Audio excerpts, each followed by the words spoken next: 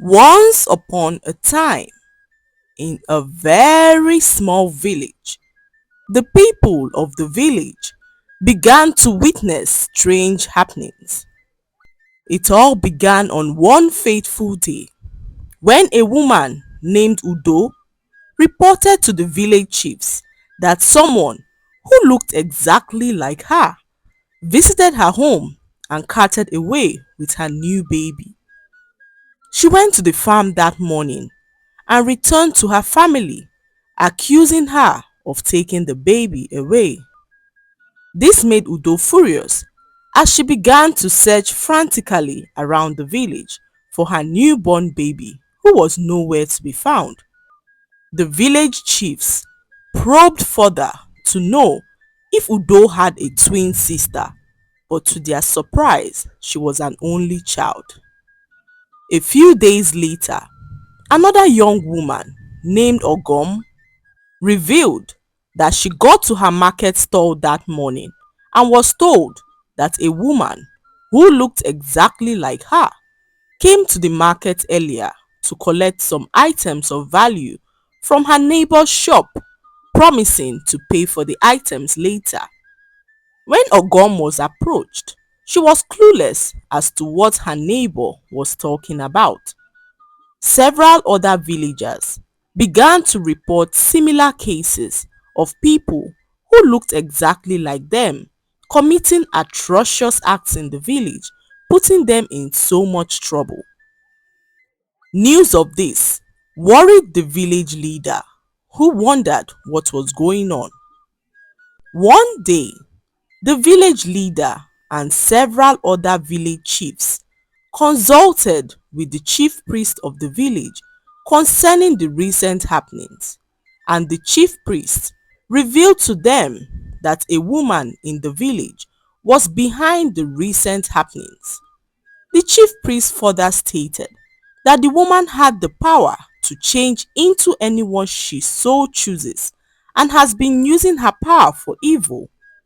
The chief priest then decided with the village chiefs to perform a certain ritual which would make whoever was behind the evil in the village to go dumb and unable to speak. Once the ritual was complete, the village chief then announced to the villagers to be on the lookout for anyone who had just recently lost their ability to talk.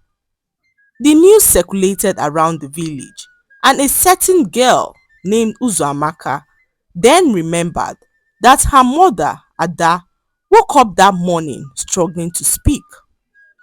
This was strange to Uzuamaka, who had a lengthy discussion with her mother the previous day.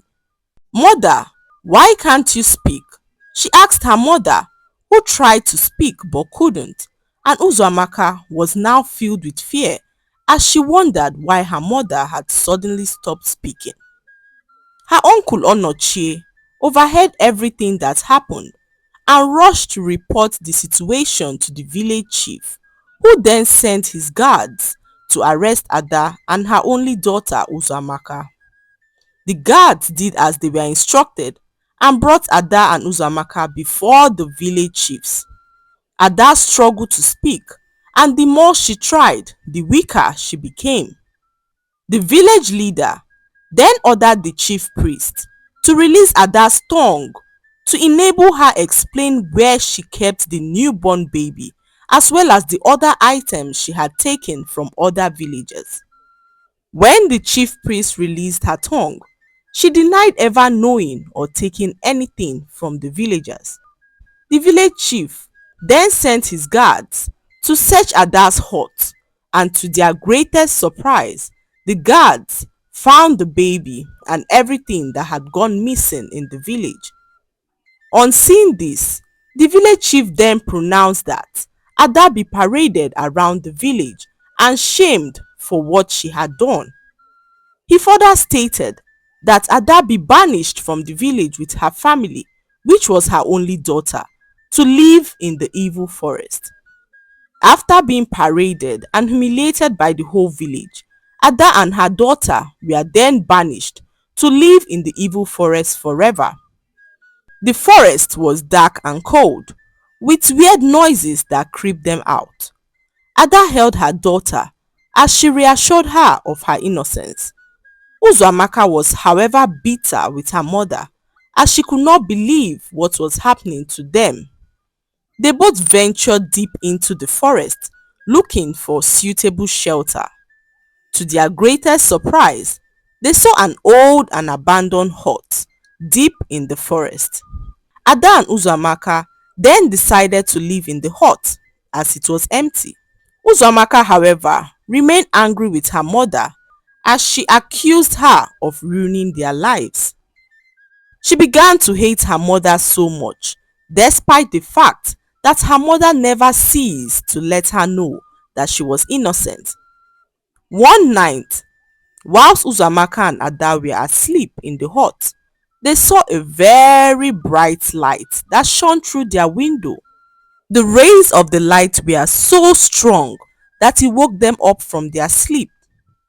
On seeing the light, Uzoamaka and Ada trembled in fear, but a strange voice told them not to be afraid, and it urged them to shut their eyes tightly.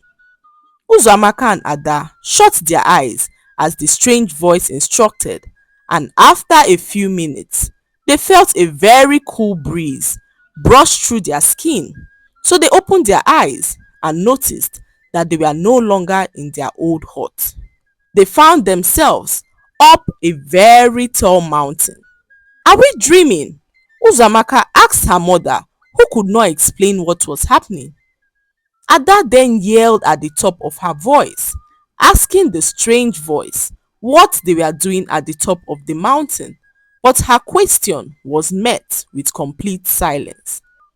Ada and Uzoamaka then decided to explore the mountain and saw a very beautiful hut filled with everything they would need to survive, including food. Their joy returned as they began to live comfortably at the top of the mountain. For months, Uzoamaka and Ada did not see or hear from anyone, not even the strange voice that spoke to them a few months ago. They accepted their fate and continued to live their lives up the mountain in the evil forest.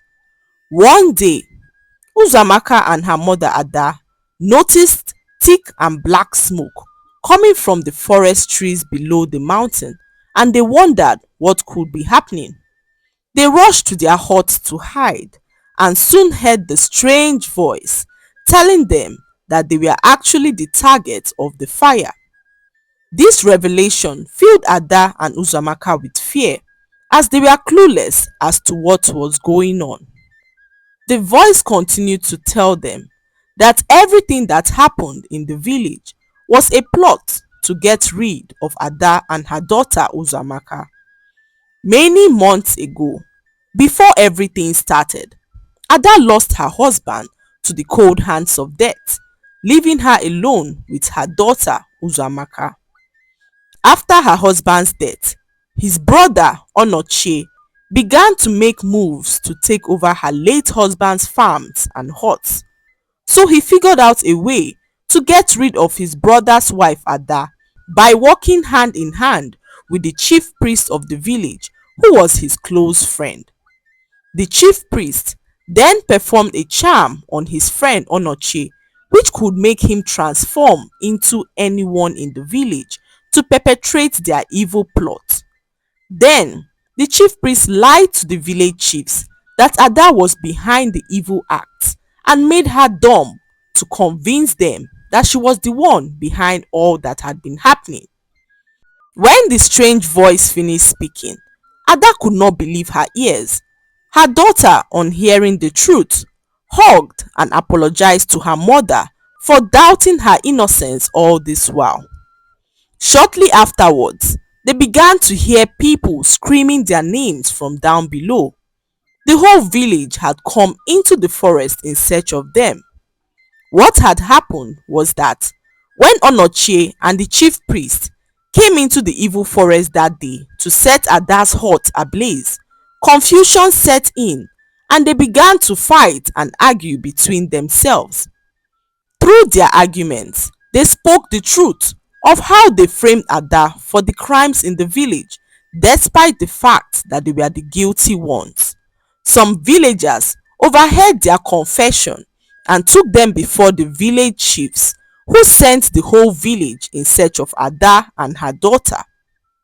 Ada and Uzumaka then came down from the mountain to meet the people, who took them straight to the village chiefs. The village leader then apologized for all they had put them through and ordered that Onochie and the chief priest be disgraced all over the village and banished into the evil forest. That was how Ada and her daughter were vindicated from the false accusations that were levied against them, and they lived the remaining of their lives in peace. The lesson to be learned from this story is that injustice and false accusations can have devastating consequences, but the truth has a way of always surfacing. The story reminds us of the importance of empathy, understanding, and standing up for what is right, even in the face of adversity. Finally, the story highlights the significance of forgiveness and reconciliation as demonstrated by the redemption of the falsely accused characters and the punishment of those who committed the crime. I hope you enjoyed the story. Please like, subscribe, and leave a comment. It helps us grow our channel. I'll see you in our next story. Bye.